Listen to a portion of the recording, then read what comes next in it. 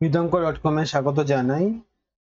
আমি রাজা কুন্ডু, তোমাদের ম্যাথমেটিক্সের টিচার। আগে প্রশ্নটা ভালো করে পড়ে নেবো, তারপরে আমরা উত্তর করতে শুরু করব। প্রশ্নটি হলো, বার্ষিক 5% চক্রবৃদ্ধি সুদের হারে 80,000 রুপিস মানে 80,000 টাকার 2 বছর আর 6 মাস মানে 2.12 বছরের সমূল চক্রবৃদ্ধি কত হবে তা হিসাব করে লিখি। চলো শুরু করছি। অঙ্কটা দুটো ভাগ আছে।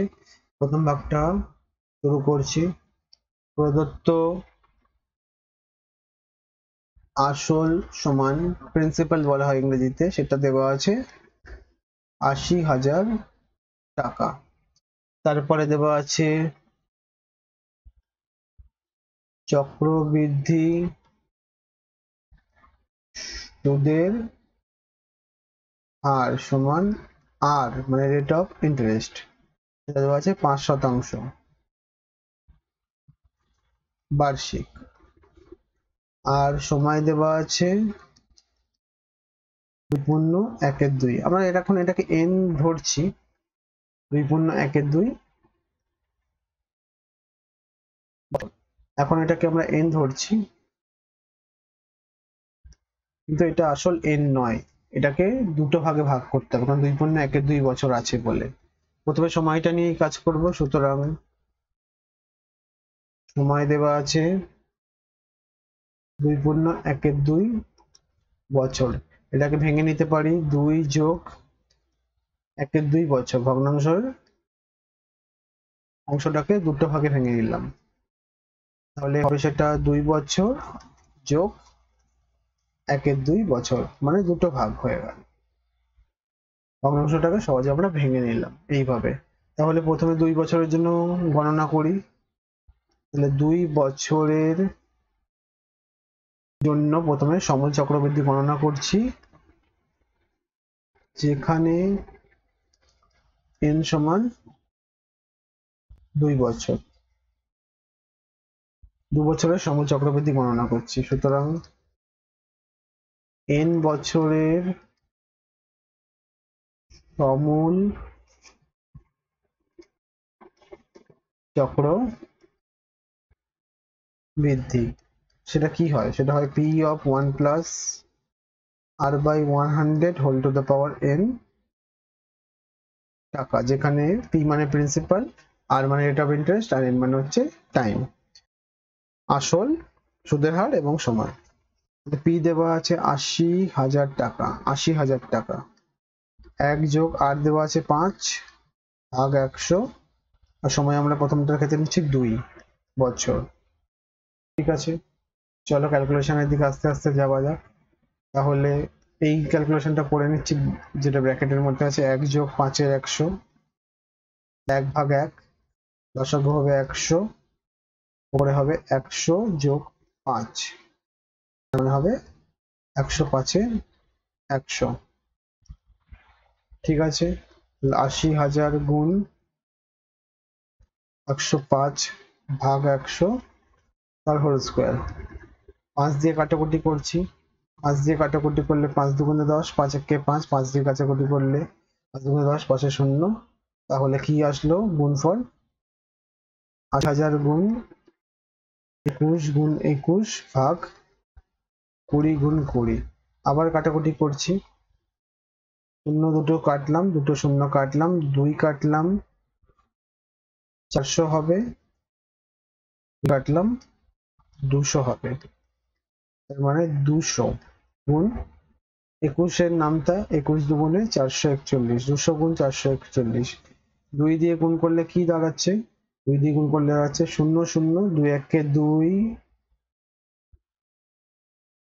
0 0, দুটো শূন্য, 2 একে 2, 4 দুগুণে 8, 4 দুগুণে 8, অর্থাৎ দাঁড়াচ্ছে 88,200 টাকা। 2 বছরের জন্য সমূল চক্রবৃদ্ধি হলো 88,200 টাকা। তাহলে 1/2 বছর অর্থাৎ হাফ বছরের যে বাকি আছে, অর্ধেক বছর, তার জন্য কি হবে? 1/2 বছরের জন্য কি হবে, যেখানে t সমান 1/2 বছর। এটা আমরা সরল সুদে গণনা করব, তাই আমি n এর জায়গায় t নিয়েছি। এই ক্ষেত্রে লিখে দিচ্ছি ক্ষেত্রে সরল সুদ হিসাবে গণনা করা হবে, মানে সরল সুদ হিসাবে ধরে আমি কাজটা করতে চলেছি। দেখা যাক কিভাবে ধরছি। তাহলে 2 বছরের যে সমূল চক্রবৃদ্ধি হয়েছে সেটাকে আমরা এখানে ধরছি আসল 88,200 টাকা। এখানে সুদের হার একই রাখছি, সুদের হার বদলায়নি, 5% বার্ষিক হারে সুদের হার রয়েছে। এখানে সময়টা একটু বদলাচ্ছি, সময়টা বদলাচ্ছি t সমান হাফ বছর বা 1/2 বছর। এখানে নেওয়া যাক, যেহেতু সরল সুদ সুতরাং সরল সুদের পরিমাণ বছরটির জন্য আমরা সরল সুদের ফর্মুলা জানি, p × r × t / 100। p/r এর মান উপরে বলা আছে, p এর মান 88,200, r এর মান 5, t এর মান 1/2 ভাগ 100।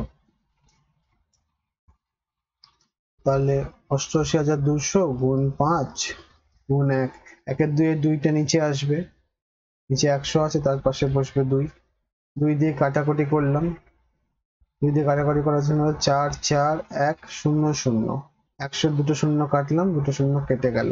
তাহলে উপরে হলো 4 4 1 গুণ 5, তাহলে 5 একে 5,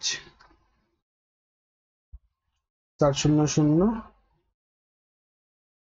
আর হাতে রইল 2, 4 5 20, হাতে রইল 22, 20 যোগ 2 22, 2205 টাকা। এটা হলো সরল সুদের জন্য 2.5 বছরের মাথায়। সুতরাং মোট সমূল চক্রবৃদ্ধি কি দাঁড়ালো? মোট সমূল চক্রবৃদ্ধি সমান 2 বছরের মোট টাকা 2 বছরের সরল সুদ। 2 বছরের মোট টাকা হলো 88,200, 1 বছরের মোট সরল সুদ হলো 22,005 টাকা। 2,205, 22,000 না, 2,205। তাহলে যোগ করলে দাঁড়াবে 5 0 4 2 2 4, 8 2 10 শূন্য, হাতে রইল 1 9, তাহলে 90,405 টাকা। এটাই হলো আমাদের মোট সমূল চক্রবৃদ্ধি, যেটা আমাদের উত্তরে চেয়েছে। তাহলে উত্তরটা একবার লিখে দিচ্ছি। উত্তরটি হলো মোট সমূল চক্রবৃদ্ধি সমান 90,405 টাকা। Thank you for watching vidanko.com। অঙ্কের আরো প্রবলেম এবং সলিউশনের জন্য আমাদের ওয়েবসাইট অবশ্যই ব্রাউজ করো।